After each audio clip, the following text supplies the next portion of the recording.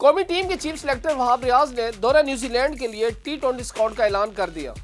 Squad میں شاداب خان، نسیم شاہ، حسنین اور test کپتان شان مسعود کو جگہ نہ مل پائی۔ اسکواڈ میں کپتان شاہین افریدی سمیت 4 fast bowler, 2 all rounder, 3 spinner, 3 wicket keeper اور 5 بلے بازوں کا انتخاب کیا گیا ہے۔ Shaheen Afridi, Haris Rauf, Waseem junior fast bowling کا شعبہ سنبھالیں گے۔ عامر جمال اور بالنگ کوچ عمر گل کے بھتیجے عباس افریدی کو بطور آل راؤنڈر اسکواڈ میں شامل کیا گیا ہے۔ سپنر میں ابرار احمد، اسامہ میر اور محمد نواز شامل ہیں۔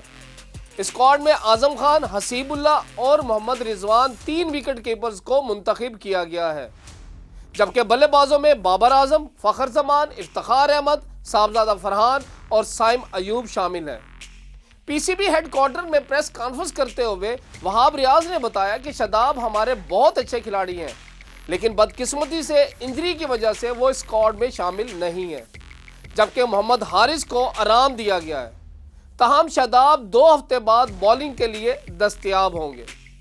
چیف سلیکٹر نے کہا کہ حسنین اور نسیم نے ریکور کیا ہے۔ نسیم کرکٹ اکیڈمی میں ریہیب کر رہے ہیں۔ ہم پی ایس ایل تک ان پر زیادہ لوڈ نہیں ڈال رہے، وہ پی ایس ایل میں دستیاب ہوں گے۔ وہاب ریاض کا کہنا تھا کہ شان مسعود کو اسکواڈ کا حصہ نہیں بنایا گیا ہے، ممکن ہے وہ آگے کی سیریز میں نظر آئے۔